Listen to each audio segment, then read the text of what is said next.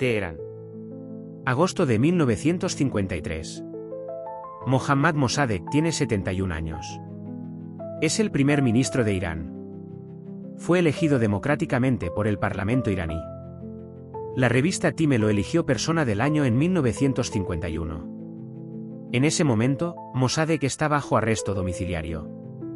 Afuera, en las calles de Teherán, hay disturbios que el gobierno americano ha pagado para organizar. Matones a sueldo de la CIA que se hacen pasar por seguidores de Mossadegh cometiendo actos violentos para justificar la intervención militar. 48 horas después, el gobierno democrático de Irán habrá caído. El Shah Mohammad Reza Pahlavi recuperará el poder absoluto. Y el petróleo iraní volverá a manos de las compañías occidentales. Bienvenido a Código Blanco. Suscríbete ahora. Esta es la historia que explica 70 años de conflicto entre Irán y Occidente. Todos los hilos conducen a agosto de 1953. Esto es la Operación Ajax. Y esta es su historia completa. El Irán que el mundo no conoce. Para entender la Operación Ajax hay que entender el Irán de principios del siglo XX. No el Irán de los ayatolás que el mundo occidental conoce desde 1979. El Irán anterior. El Irán que existía antes de que la CIA destruyera su democracia. Irán es una de las civilizaciones más antiguas del mundo. Persia. El Imperio Aqueménida. Ciro el Grande. Una historia de miles de años de cultura, filosofía, poesía y organización política sofisticada. Un país que a principios del siglo XX intentaba, con enorme dificultad, construir instituciones modernas bajo la presión combinada de dos imperios que lo consideraban su zona de influencia. El Imperio ruso al norte y el Imperio británico al sur y al este. El petróleo lo cambió todo. En 1908, la Anglo-Persian Oil Company, que después se convertiría en la Anglo-Iranian Oil Company y que hoy conocemos como BP, descubrió petróleo en cantidades masivas en el suroeste de Irán. El descubrimiento transformó al país en uno de los activos estratégicos más importantes del mundo. El acuerdo de concesión que la compañía británica negoció con el gobierno iraní era de una desigualdad extraordinaria. Irán recibía el 16% de los beneficios del petróleo extraído de su propio suelo. El 84% restante se iba a Londres. Las instalaciones eran operadas por técnicos y gestores británicos. Los iraníes eran mano de obra barata en sus propios campos petrolíferos. Para entender lo que significaba ese acuerdo hay que saber que en los años siguientes al fin de la Segunda Guerra Mundial, el petróleo iraní fue el que alimentó la reconstrucción de la economía británica. Mientras Irán permanecía pobre, con infraestructura deficiente, con niveles de educación y salud muy bajos, la Anglo-Iranian Oil Company construía en la ciudad iraní de Abadán la refinería más grande del mundo y mandaba sus beneficios a Londres. Los iraníes lo sabían. Y había una corriente política creciente que argumentaba que era inaceptable. Que los recursos naturales de Irán pertenecían al pueblo iraní. Que la pobreza de Irán era el resultado directo de la riqueza que se extraía de su suelo sin compensación justa. El hombre que articuló ese argumento con más claridad, con más coherencia y con más respaldo popular era Mohammad Mossadegh. El hombre que eligieron. Mohammad Mossadegh no era un revolucionario. No era un extremista. No era comunista, aunque sus enemigos lo llamarían así sistemáticamente para justificar lo que le hicieron. Era un abogado. Había estudiado Derecho en París y después se doctoró en la Universidad de Neuchâtel, en Suiza. Había tenido una larga carrera política en Irán, ocupando distintos cargos gubernamentales a lo largo de décadas. Era conocido en el sistema político iraní por algo que en ese sistema era inusual, su incorruptibilidad. En un país donde la corrupción era endémica, donde los funcionarios públicos esperaban enriquecerse con sus cargos como compensación implícita por ocuparlos, Mossadegh era conocido por no aceptar sobornos, por no usar su posición para favorecer a su familia, por vivir de forma modesta y coherente con sus declaraciones públicas. Era también un parlamentario brillante. Había pasado décadas en el Majlis, el parlamento iraní, construyendo una reputación como orador, como jurista y como defensor de la soberanía iraní frente a las presiones externas. En 1951, el primer ministro iraní anterior fue asesinado por un extremista religioso. En el periodo de inestabilidad que siguió, el Majlis buscó un líder que pudiera unir al país. Y eligió a Mossadegh. Ese mismo año, el Parlamento iraní votó la nacionalización de la industria petrolera. Era una medida que contaba con apoyo transversal en el espectro político iraní. No era solo la izquierda. Era la derecha. Era el centro. Era el clero. Era prácticamente todo el mundo político iraní, porque prácticamente todo el mundo en Irán entendía que el acuerdo petrolero era injusto y humillante. La Anglo-Iranian Oil Company y el gobierno británico reaccionaron como si se hubiera declarado una guerra. Retiraron a todos sus técnicos de las instalaciones petroleras, saboteando efectivamente la capacidad iraní de operar la industria que acababa de nacionalizar. Organizaron un boicot internacional a la compra de petróleo iraní, presionando a todos los países y compañías del mundo para que no compraran petróleo de Irán. Y llevaron el caso ante el Tribunal Internacional de Justicia, aunque el tribunal terminó declarando que no tenía jurisdicción sobre el asunto. El boicot funcionó. La economía iraní comenzó a deteriorarse. La producción de petróleo, que había sido la principal fuente de ingresos del Estado, cayó dramáticamente porque nadie compraba el crudo iraní. Los ingresos del gobierno se redujeron. La inflación aumentó. El desempleo creció. Y el gobierno británico fue a Washington. Fue primero con Truman. Y Truman rechazó ayudar. Truman consideraba a Mossadegh exactamente lo que era, un nacionalista democrático que podía ser un aliado frente al comunismo soviético. Y consideraba que la política de la Anglo-Iranian Oil Company había sido tan abusiva que la reacción iraní era comprensible. Pero Truman dejó la presidencia en enero de 1953. Y el hombre que llegó a la Casa Blanca tenía asesores con una visión muy diferente. El argumento que abría todas las puertas. Dwight Eisenhower asumió la presidencia de los Estados Unidos el 20 de enero de 1953. Era un general. El comandante supremo de las fuerzas aliadas en Europa durante la Segunda Guerra Mundial. Un hombre que entendía el poder en términos estratégicos y militares. Los dos hombres más influyentes de su gabinete en política exterior eran los hermanos Dulles. John Foster Dulles como secretario de Estado. Allen Dulles como director de la CIA. Dos hermanos que compartían una visión del mundo de la Guerra Fría que era absolutamente binaria. O eras del bando americano o eras del bando soviético. No había neutrales. No había terceras opciones. La misma semana en que Eisenhower tomaba posesión, los británicos presentaron ante la CIA un memorándum detallado sobre la situación en Irán. El memorándum argumentaba que Mossadegh era un peligro para la estabilidad de la región. Que su debilitamiento económico por el boicot lo hacía vulnerable a ser desplazado por el Partido Comunista Iraní, el Partido Tudeh, que tenía apoyo soviético. Y que si Irán caía en la órbita soviética con su petróleo, las consecuencias para Occidente serían catastróficas. El argumento era, en sus términos más directos, deshonesto. Mossadegh no era comunista. Era explícitamente anticomunista. Había suprimido actividades del partido Tudeh durante su gobierno. Había limitado la influencia soviética en el norte de Irán. Sus referencias intelectuales eran el liberalismo europeo, la democracia parlamentaria, el Estado de Derecho. Pero el argumento de la amenaza comunista en 1953 era el que abría todas las puertas en Washington. Era el marco que hacía que cualquier acción pareciera justificada. Era la llave maestra de la política exterior americana de la primera década de la Guerra Fría. Los hermanos Dulles llevaron el argumento a Eisenhower. Le presentaron a Mossadegh no como lo que era, un democrático nacionalista, sino como una puerta abierta al comunismo soviético. Le dijeron que si no actuaban, Irán caería. Y que Irán con su petróleo en la órbita soviética cambiaría el equilibrio estratégico de la región. Eisenhower autorizó la operación. La CIA puso al mando de la operación en Teherán a un agente llamado Kermit Roosevelt Jr., el nieto del presidente Theodore Roosevelt. Un hombre que conocía el Oriente Medio, hablaba árabe y había trabajado para la CIA en la región desde los años 40. Carismático, inteligente, con una red de contactos que había construido durante años en los países de la región.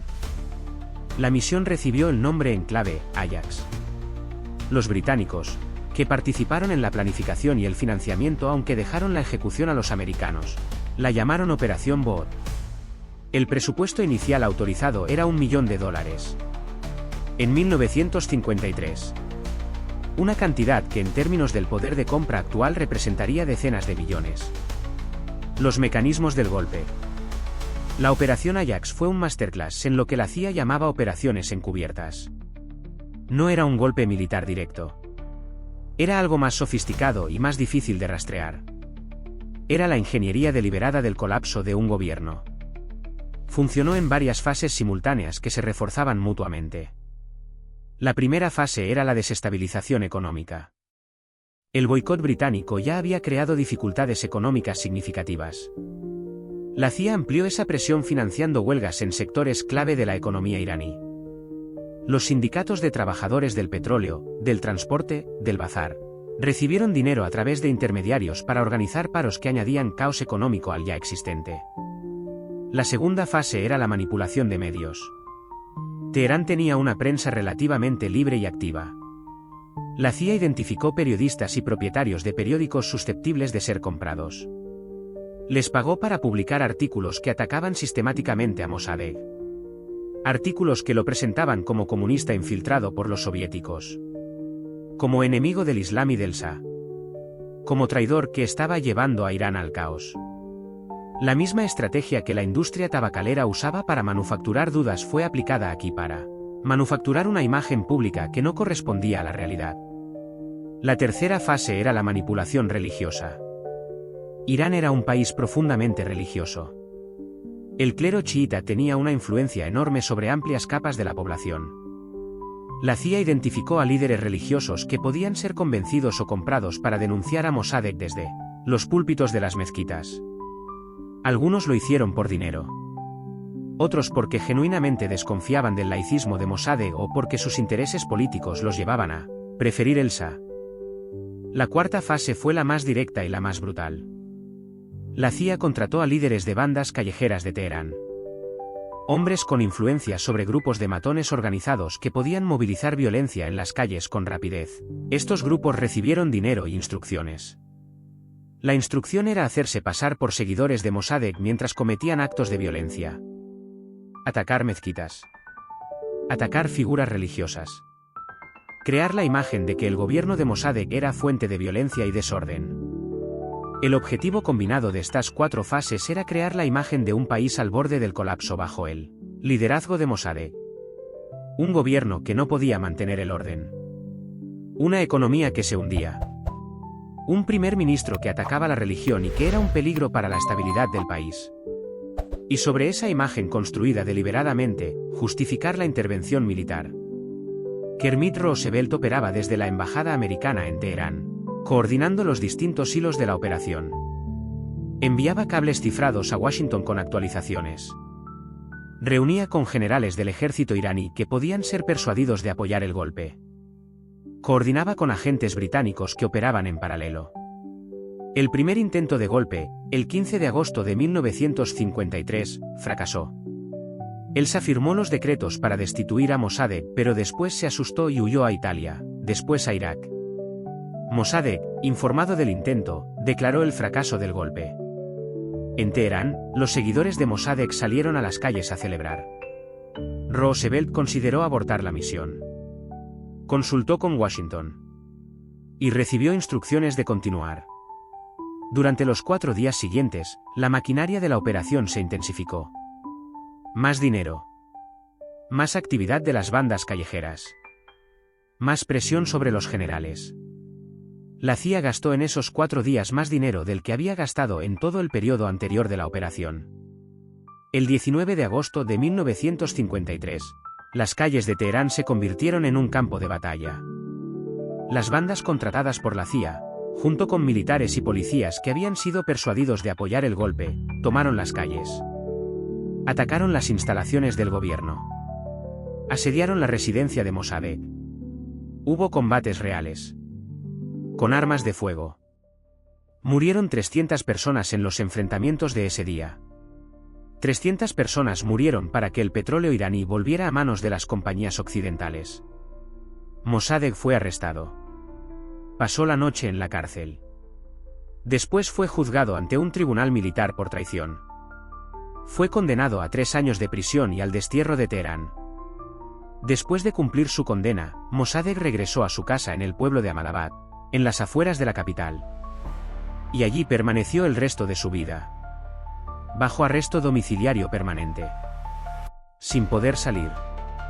Sin poder dar entrevistas. Sin poder publicar. Bajo vigilancia constante de la Shabak, la policía secreta del Shah. Murió el 5 de marzo de 1967. Tenía 84 años. No había salido de esa casa en 14 años. Fue enterrado en el salón de su propia vivienda porque el gobierno del Shah no quería que su funeral pudiera convertirse en una manifestación política. La persona del año de la revista Time en 1951. El primer ministro democráticamente elegido que había intentado que los recursos de su país beneficiaran a su pueblo. Enterrado en el salón de su casa, como un prisionero, 14 años después de que la CIA destruyera su gobierno. Lo que vino después, el Shah y la Shabak. Con Mossadegh eliminado, el Shah Mohammad Reza Pahlavi regresó a Irán desde su exilio de 3 días en Italia. Regresó en un vuelo que él mismo recordaría en sus memorias como el momento en que recuperó su país. Lo que recuperó exactamente fue el poder absoluto sobre un país que ya no tenía las instituciones democráticas que habían hecho posible la elección de Mossadegh. El Shah era un hombre inteligente y con visión modernizadora en muchos aspectos. Durante los 26 años siguientes, Irán experimentó una transformación económica significativa. Las ciudades crecieron. Se construyeron universidades. Las mujeres accedieron a la educación y al trabajo en proporciones que no tenían precedente en la región. La economía se industrializó parcialmente con los ingresos del petróleo. Pero esa modernización se sostenía sobre un sistema de represión política de una brutalidad que sus aliados, americanos y europeos, preferían no ver. Para sostener su poder, el Shah creó la Shabak. El nombre en persa significaba Organización de Inteligencia y Seguridad Nacional. Era la policía secreta del régimen. Y fue entrenada, equipada y en sus primeros años parcialmente dirigida por la CIA y por el Mossad israelí. La Shabak se convirtió en uno de los servicios de represión política más temidos del Oriente Medio. Su red de informantes penetraba todas las capas de la sociedad iraní. En las universidades, donde los profesores sabían que entre sus estudiantes podía haber informantes de la Shabak. En los bazares, donde los comerciantes sabían que sus conversaciones podían ser reportadas. En los partidos políticos, que fueron prohibidos o cooptados. En los sindicatos, que fueron desmantelados. Los que se atrevían a oponerse públicamente al régimen del Shah eran detenidos. Y en las instalaciones de la Shabak, los métodos de interrogatorio incluían tortura sistemática. Las técnicas que la Shabak usaba habían sido enseñadas en parte por instructores de la CIA.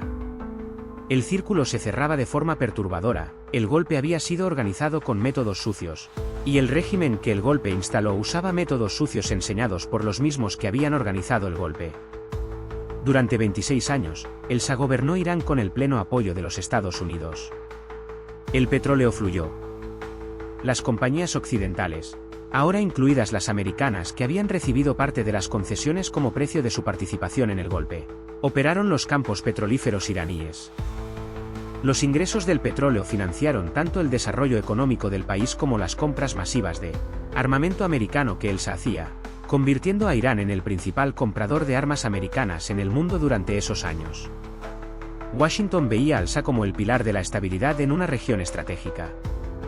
Como el guardián del flanco sur contra la expansión soviética. Como un aliado fiable en un vecindario complicado. Lo que Washington no quería ver era lo que ocurría dentro de Irán. El resentimiento acumulado durante décadas.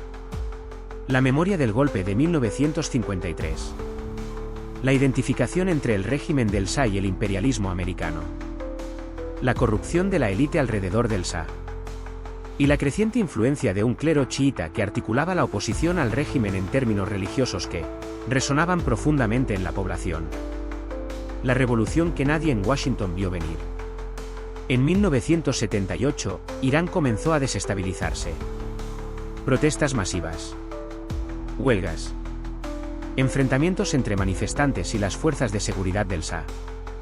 La Shabak respondió con la violencia que era su herramienta habitual. Y esa violencia alimentó más protestas. La inteligencia americana en Irán, que había estado más atenta a las amenazas externas soviéticas que a la dinámica interna de la sociedad iraní, no había visto venir la tormenta. Los informes de la CIA al gobierno americano en los meses previos a la revolución son extraordinarios en su ceguera.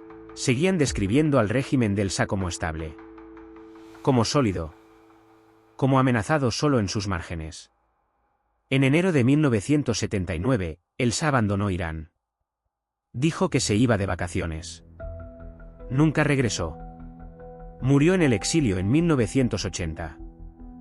El ayatolá Ruhollah Khomeini, que había pasado 15 años exiliado, primero en Irak y después en Francia, donde recibió una atención mediática occidental que convirtió su regreso en un acontecimiento global, llegó a Teherán el 1 de febrero de 1979.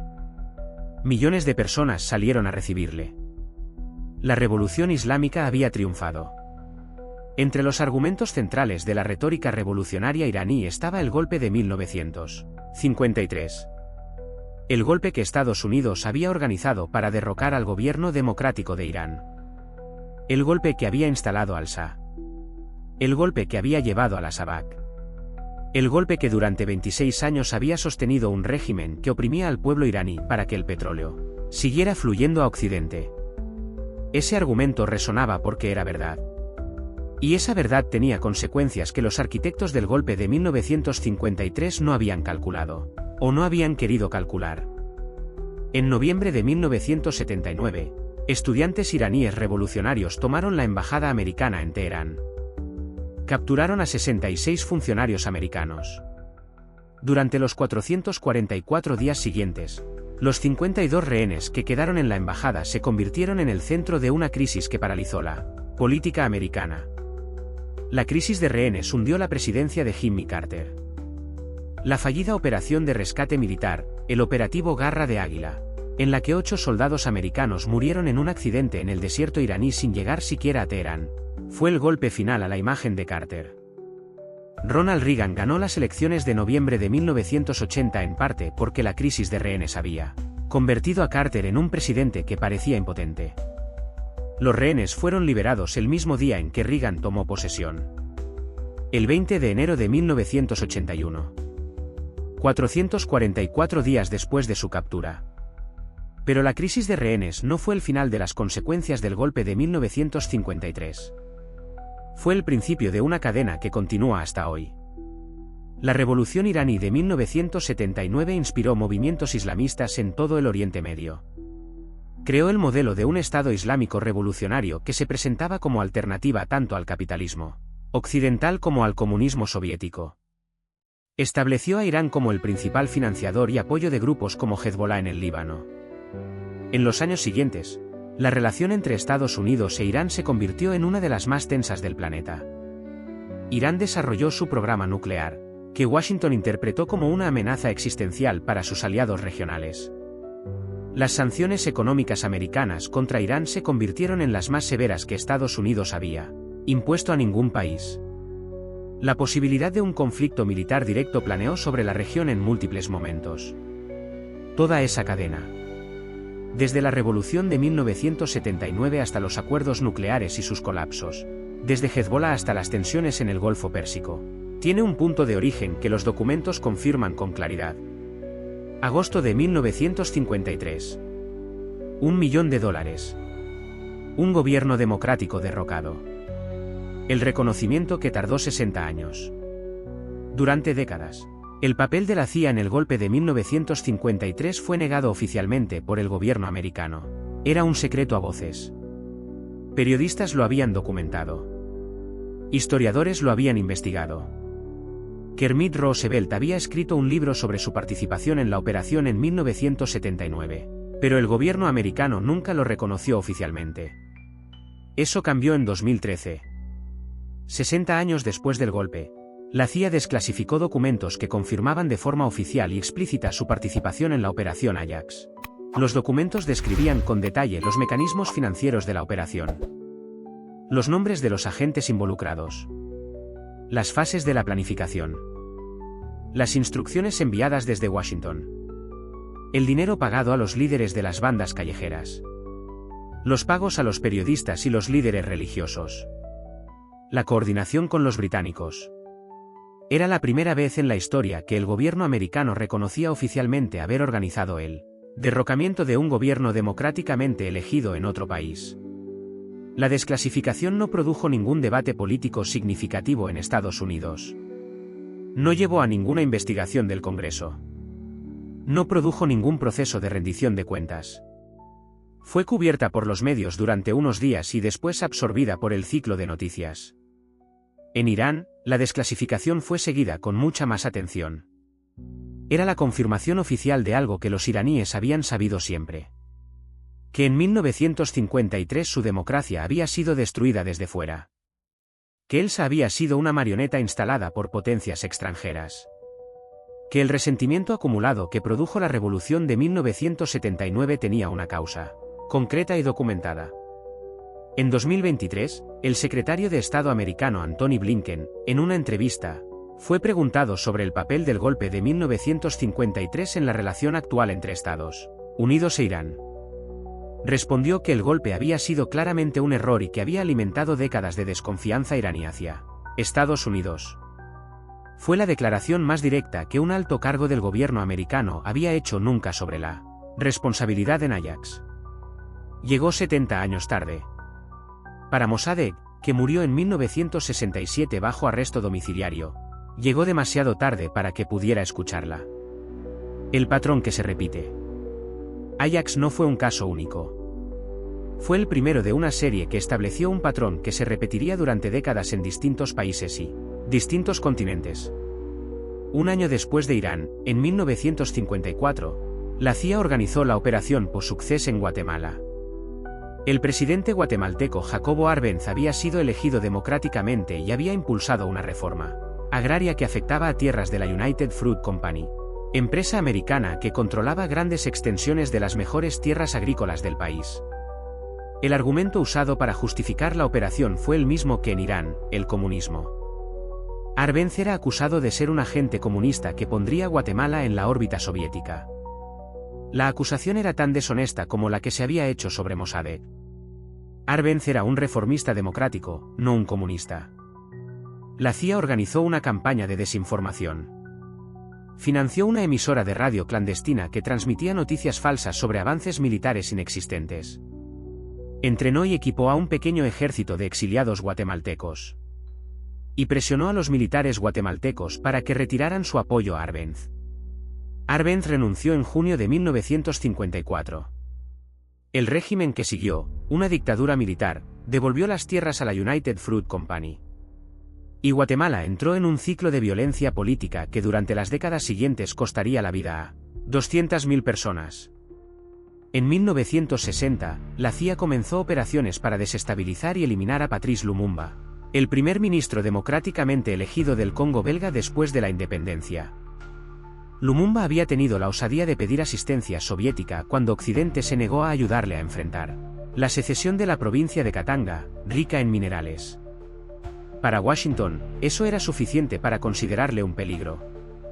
Lumumba fue arrestado, torturado y asesinado en enero de 1961. La CIA estuvo implicada en las operaciones que llevaron a su muerte.